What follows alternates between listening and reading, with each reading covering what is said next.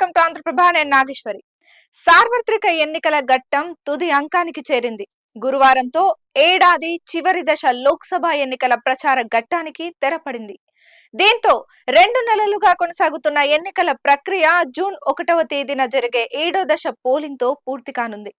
7 రాష్ట్రాలలోని 57 లోక్సభ సీట్లకు ఈ దశలో ఎన్నికలు జరగనున్నాయి. మొత్తం 904 మంది అభ్యర్థులు రంగంలో ఉన్నారు. 7వ దశ యూపీలో 13 లోక్సభ స్థానాలకు ఎన్నికలు జరగనున్నాయి. బీహార్లోని 8, పశ్చిమ బెంగాల్లో 9, జార్ఖండ్లో 3, పంజాబ్లో 13, హిమాచల్ ప్రదేశ్లో 4, ఒడిశా 6 లోక్సభ స్థానాలతో పాటు 42 అసెంబ్లీ సీట్లకు ఎన్నికలు జరగనున్నాయి.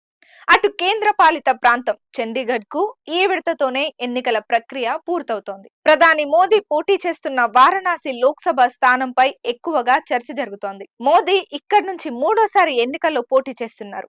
ఇది కాకుండా బీజేపీకి చెందిన సినీ నటి కంగనా రనౌత్, కాంగ్రెస్ నుంచి విక్రమాదిత్య సింగ్ మండి నుండి బరిలో ఉన్నారు. గోకర్పూర్ నుంచి బీజేపీ అభ్యర్థి రవికిషన్, సమాజ్వాదీ అభ్యర్థి కాజల్ నిషాద్ మధ్య పోటీ నెలకొంది. హమీర్పూర్ నుంచి బీజేపీ తరపున అనురాగ్ ఠాకూర్, కాంగ్రెస్ తరపున సత్యపాల్ సింగ్ రైజాదా బరిలో ఉన్నారు. డైమండ్ హార్బర్ నుంచి టీఎంసీ అభ్యర్థి అభిషేక్ బెనర్జీ, బీజేపీ అభ్యర్థి అభిజిత్ దాస్ మధ్య పోటీ నెలకొంది. బీహార్లోని పాటలీపుత్ర స్థానం నుంచి లాలూ ప్రసాద్ యాదవ్ కుమార్తె మీసా భారతి పోటీ చేస్తున్నారు. జూన్ 1న జరిగే ఎన్నికలతో దేశ వ్యాప్తంగా 543 స్థానాలకు ఎన్నికల ప్రక్రియ పూర్తవుతోంది.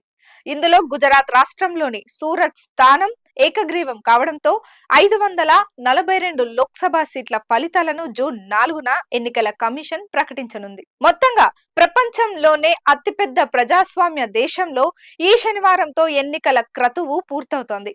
ఏప్రిల్ 19వ తేదీన ప్రారంభమైన మొదట దశ పోలింగ్, జూన్ 1న జరిగే 7వ విడత పోలింగ్ తో మొత్తం 542 స్థానాలకు ఎన్నికలు పూర్తవుతాయి.